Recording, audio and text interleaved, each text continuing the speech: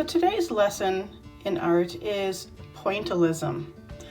You can see here we have this very famous painting. Perhaps you've seen it in the Chicago Art Institute, but it's by a famous artist, Georges Seurat, called A Sunday Afternoon in the La Grande Jatte.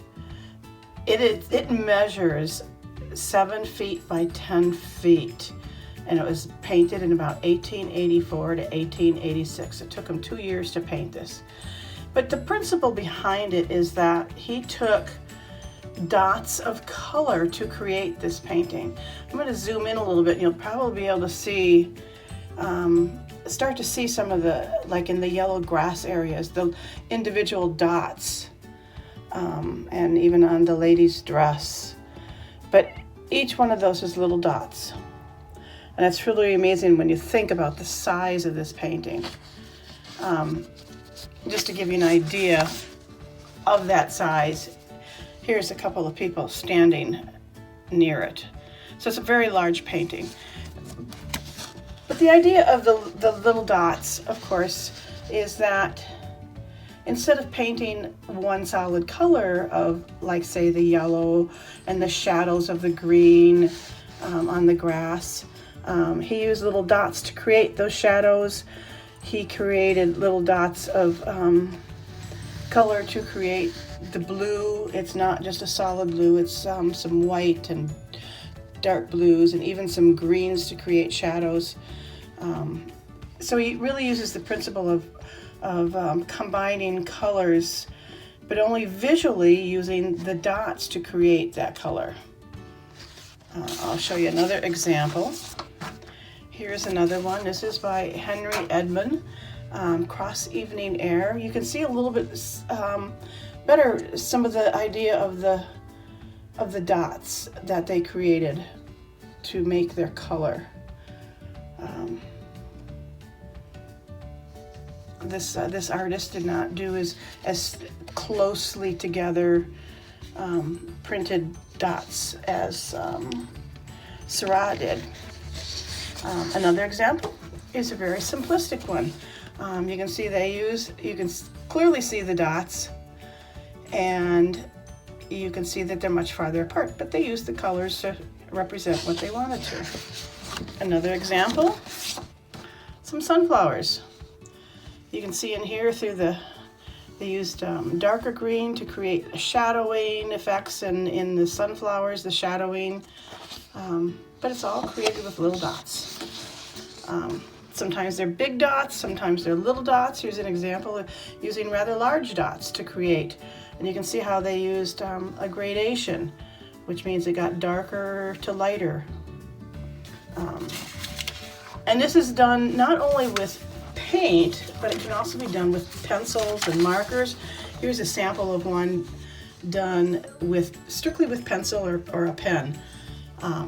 But you can see all the little tiny dots. Everything is done with little tiny dots.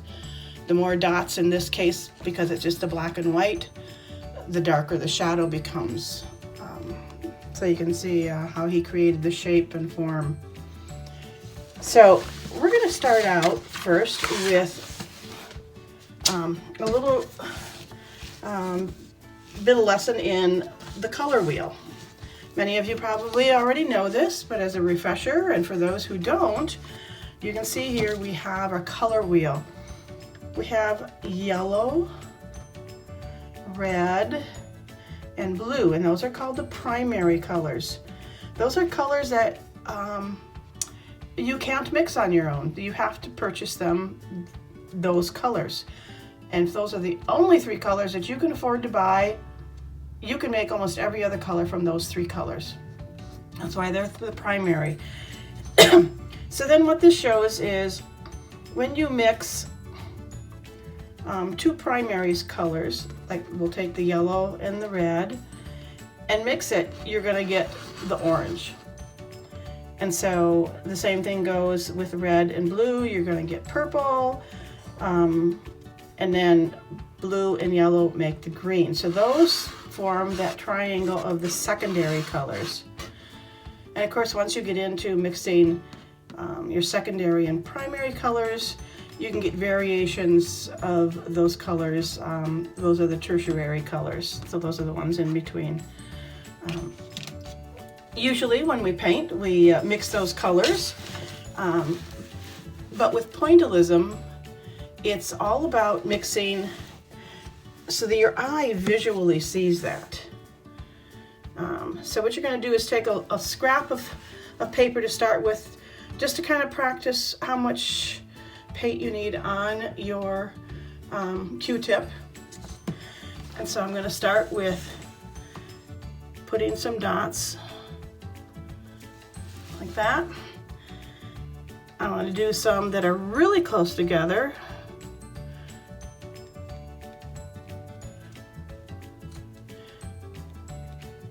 So this was going to represent, because they're so close together, this is going to represent my true red.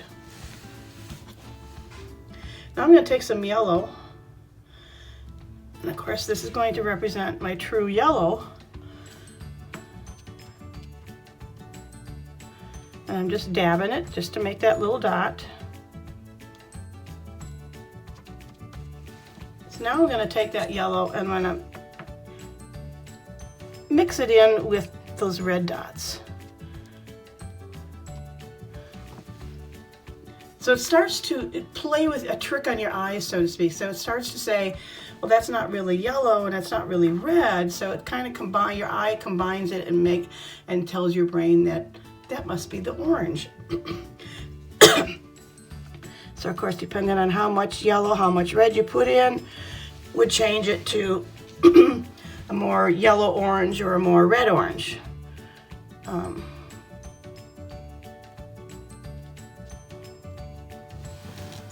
little bit more red orange.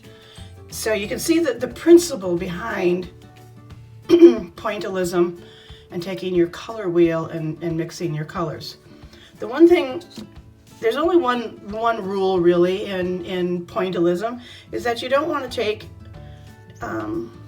your utensil, like your Q-tip or brush, whatever you're using, and just do that. That would be just regular painting. So you just really want to remember to use it to make dots with, okay? How far apart you put them or how close you put them is entirely up to you. And certainly, if you wanted to, it's maybe a good idea first to practice and play around with this, is first just use those primary colors. Later on, as you become more advanced, you can actually take and mix your colors to make your more orange. Maybe you want a more orange color, and then add it to a section of your painting. So you can start to play with that as well. But to start with, it's really fun and a really good experiment and a learning to stay strictly with those three primary colors and work at getting that visual blending of the colors in your eye. So here's an example of the blue.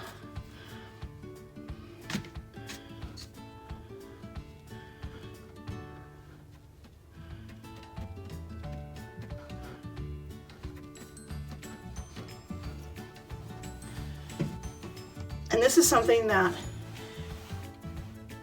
traditionally, the farther away you get from it, the more your eye is going to read like this as green or this as an orange color. I can't get the camera far enough away to do that, but once you've experimented with it for a little bit, hold it back. And the farther away you get, the more your eye will blend those colors to make it look a different color. So let's get started on the process for your painting today. And I'm going to let free rein for this. You don't have to draw exactly what I did, but first thing you want to do is kind of lay out in your canvas or your paper what it is you're going to paint. Just a simple outline of where things are going to be. And that's up to you, how skilled you are, how complicated of a picture you want to make. But I'm going to do just a simple water picture.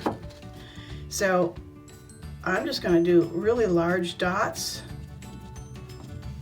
for my water, my blue, and I want my my water to be rather dark. So I'm going to put them close together, and I'm going to keep just the pure blue.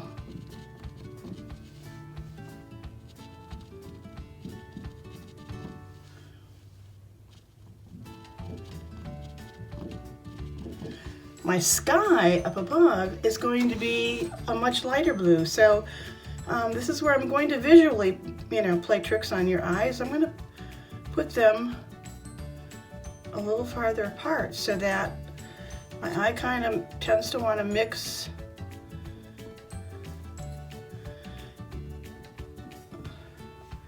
my eye will want to mix that white background with the blue to give it a much lighter blue. Put a little more down here. But as you play with this and as you work with it, it's a pretty easy technique to get a hang of. So you can already see how this bottom part here is a much darker blue compared to this upper part. From there, maybe I want a little bit of a sun up there. So I'm going to take some of my yellow. I'm going to create a sun,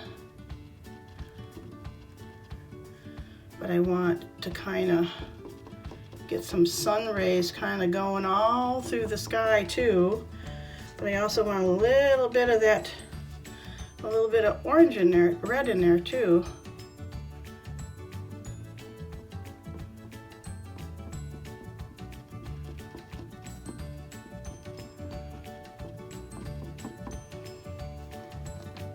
So you can start to see how the picture starts forming together. I'm going to put a little more blues up here around the sun. And it's okay if your dots aren't exactly perfect. That's entirely up to you how perfect you want your little circles to be. The Q-tip tends to sometimes get like little, you can see a little fuzzy hanging off of there, so, but that's okay. So you can start to see how it's starting to come together. So now you just keep working at this. You decide how detailed you want, how many color variations. If I wanted like a deeper, darker down in through the, I might want to add a little bit of the red to make it more of a purple, so it's even darker yet. You can see how that made this little area even darker yet. So you're the artist, you get to play with how many dots, how big, and the color combinations to work with, how far apart the dots are. You're the artist, you get to make those choices. But you've got the principle behind what pointillism is. So have fun with this one. There's a lot of things you can do. You can get really tight, really realistic, really loose and expressive with this type of painting. So have fun.